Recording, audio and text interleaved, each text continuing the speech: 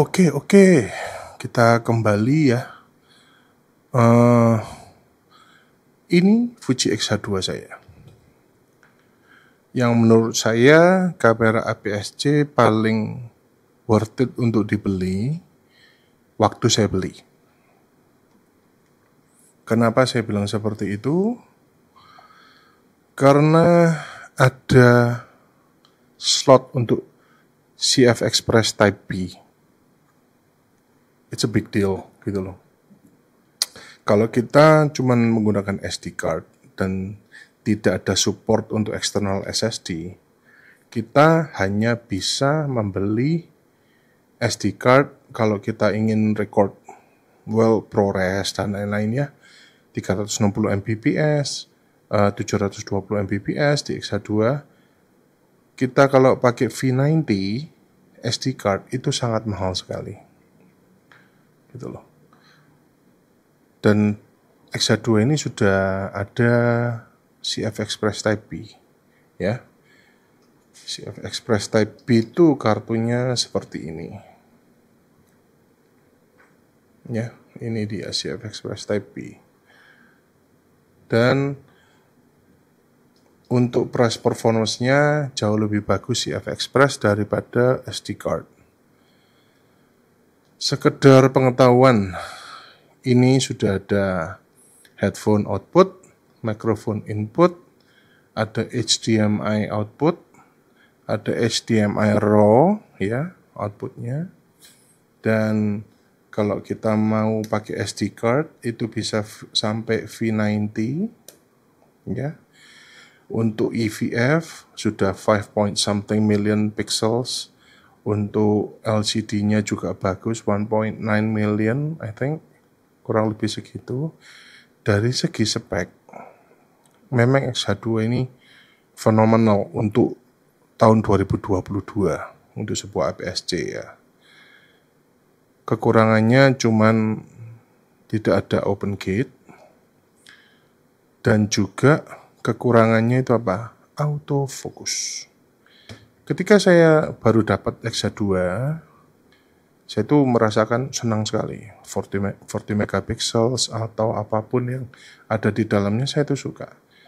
Namun setelah saya ikutin firmware update-nya dari 1 point something ya, terus keluar 2, versi 3, versi 4, sekarang versi 5. Tambah lama autofocus itu tambah tidak karu-karuan.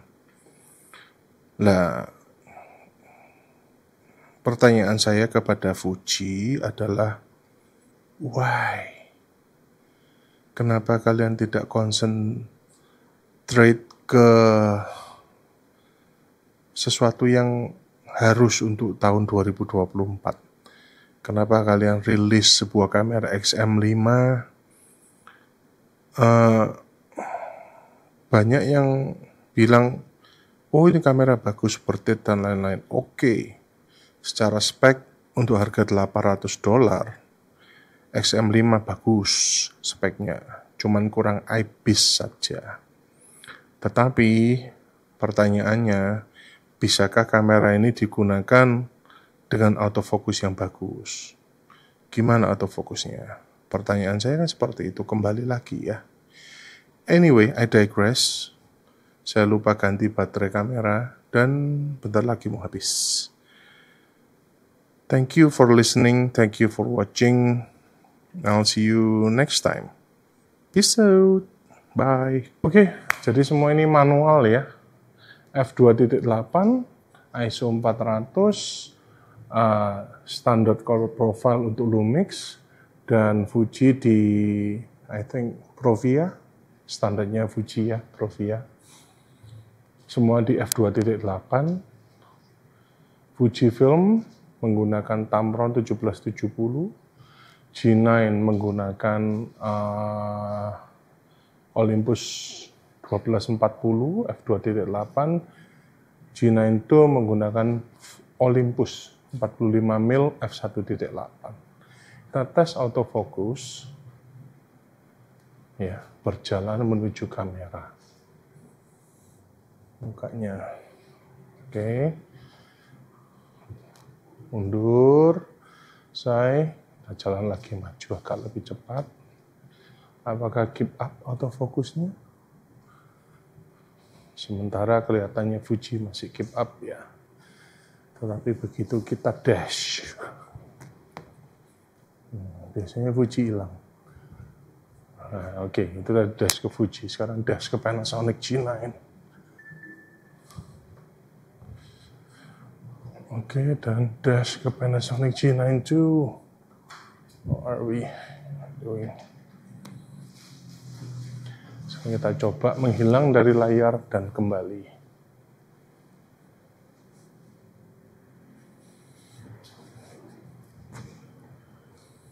Did we all reacquire focus? Good.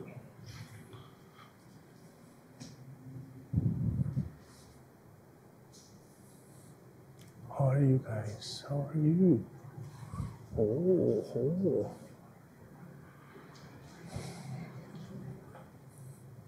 Dari bawah ke atas. How are we doing? Oh.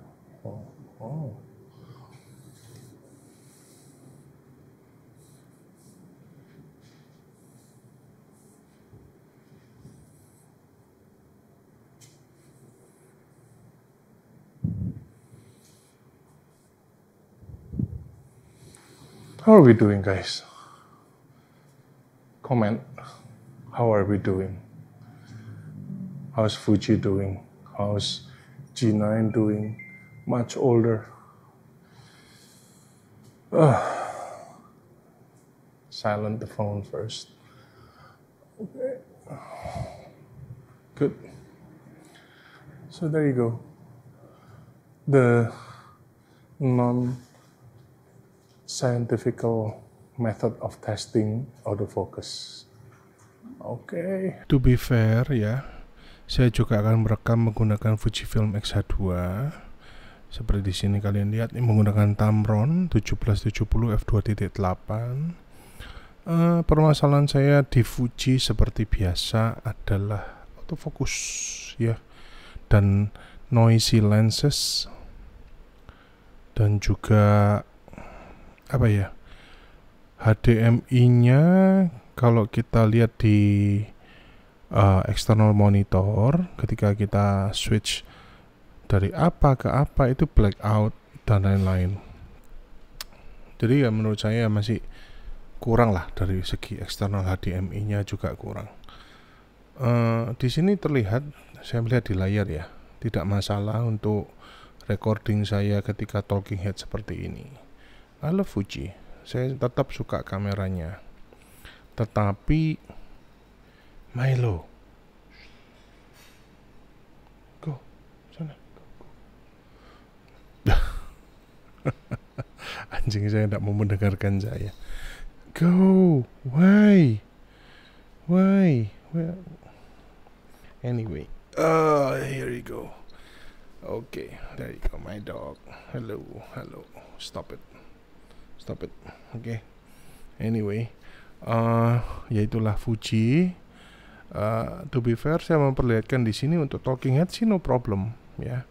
Jadi selama kita bisa menggunakan untuk stationary seperti ini, itu no problem. Jadi kalau say hello everybody, hello. Lovely dog. Go sana mami. Anyway, where was I? Untuk stationary masih oke. Jadi kalau kita memutuskan untuk menggunakan Fuji, lebih baik diam di tempat, jangan banyak bergerak. Kalau mau syuting video, meliput sesuatu yang crucial, well, to be fair, lebih baik pakai manual fokus. Ya itulah kenapa saya ada sedikit ilfeel terhadap Fujifilm. Karena contoh nih, nanti kalau saya coba carikan klip ya, untuk mempertunjukkan bahwa ketika saya shoot sesuatu, misalnya anjing saya tadi, saya shoot dan saya pindah ke subjek yang lain, itu gerakannya itu agak jitter. Jadi kalau bisa dibilang fokusnya itu tidak smooth, bergerak pelan atau gimana, dia tuh seperti cek cek cek cek cek cek mundur gitu loh. Kasar, fokusnya itu kasar, tidak bisa smooth. Kalau saya pakai Panasonic selama ini sih, dia meskipun hunting, tapi huntingnya itu slow, ndak cedak cedak cedak cedak cedak cedak. Nah kemungkinan juga Fuji itu backgroundnya kan fotografi ya, to be fair ya. Mungkin mereka belum terbiasa dengan video autofocus yang smooth. Wait. Tapi enggak juga sih. Dulu waktu saya masih memakai Fujifilm X-T2, itu fokusnya tidak separah ini ya, seingat saya ya. Padahal itu contrast detect loh. Ya, untuk X-H2 ini kan sudah face detect juga ya. Anyway, enggak tahu kenapa mereka ruin the whole autofocus system. Jadi menurut saya sementara ini saya ke MFD dulu, karena form factor yang lebih kecil ya. Saya kurang suka lensa yang gede jumbo gitu, saya kurang suka. Itu untuk orang-orang pro aja. For professional work oke. Tapi kalau untuk everyday use, untuk kita sendiri family outing, misalnya keluar negeri, kayaknya nggak cocok bawa full frame. Mungkin kalau kita cuma bawa 1 atau 2 lensa ya. Tapi for techies gitu ya, yang suka gadget, nggak mungkin bawa 1 lensa, 2 lensa. Pasti bawa aku perlu 18 mil wide, aku perlu 24 mil, aku perlu 35, aku perlu 50, perlu 70 to 200, mungkin perlu tele, mungkin perlu 24-70. Jadi misalnya kita bandingkan secara size ya, kalau pakai micro four thirds dibandingkan dengan full frame itu jauh lebih kecil micro four thirds. Contoh aja, lensanya di kamar lain. Kalau kalian tahu Olympus 45 mil f1.8, itu kan berarti kalau di full frame kan 90 mil f, anggap aja 2.8 lah ya, 2.4 atau 2.8 kurang lebih segitu. Nah itu size-nya bisa dibilang cuma 1/4. Jadi kalau saya mau bawa 1 lensa full frame, itu bisa bawa 4 lensa micro four thirds. Dari segi size juga dari berat. Pokoknya kalau kita misalnya hiking, bayangkan kita gak usah hiking lah, come on, look at my size. Gak mungkin saya hiking kan. Ya pasti jalan-jalan lah. Anggap aja gak usah jauh-jauh, kita ke Bali. Kita ke Bali bawa backpack, terus kita mau jalan-jalan untuk foto. Kalau pakai full frame, itu menurut saya dari kamera, lensa anggap aja kita bawa 4, dibandingkan dengan micro four thirds kita bawa lensa dengan kamera 4 juga, itu kita bisa save 1 sampai 1,5 kilo di backpack. Nah, itu kan banyak sekali. Sedangkan daripada membawa lensa sebanyak itu, lebih baik saya bawa botol minum atau mungkin payung atau tripod atau apapun yang bisa membantu ya, daripada saya membawa extra weight itu. Dan saya sukanya orangnya just in case ya, just in case saya bawa lensa ini, bawa lensa itu, bawa lensa ini. Kayak saya jalan-jalan di Tunjungan itu membawa lensa berapa? Cukup banyak, bawa lensa 4. Itu saya bawa MFT semua, karena saya tidak bawa APS-C Fuji ini, tidak saya bawa. Kenapa? Yaitu dari segi size, saya bawa 1 tas shoulder bag, itu MFT masuk semua. Sedangkan untuk Fujifilm X-H2 ini saya bawa, misalnya saya bawa 1770, terus saya bawa 16 mil f1.4, saya bawa 90 mil. Itu satu kamera 3 lensa sudah jauh lebih berat daripada well, MFD dengan 4 lensa 5 lensa gitu loh. Anyway, begitulah. Jadi inilah Fuji. Jadi kalau kalian lihat stationary mungkin fokusnya no worries, tapi begitu kalian jalan switch subject ya, contoh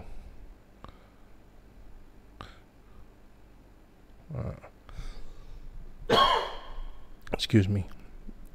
Jadi kalau kadang itu untuk acquire fokus dia itu kurang bagus. Nah ini masih oke. Mungkin juga karena saya riset ya, Fuji itu masih EV, jadi autofokusnya masih okay, I'll work with you. Maybe when I like it, maybe when I don't, then screw you, no autofocus for you. Ya mungkin seperti itulah ya. Anyways, thank you for watching. This is the Fuji X-H2. Perbandingan tadi sudah kalian lihat. Thank you for watching. See you next time. Bye.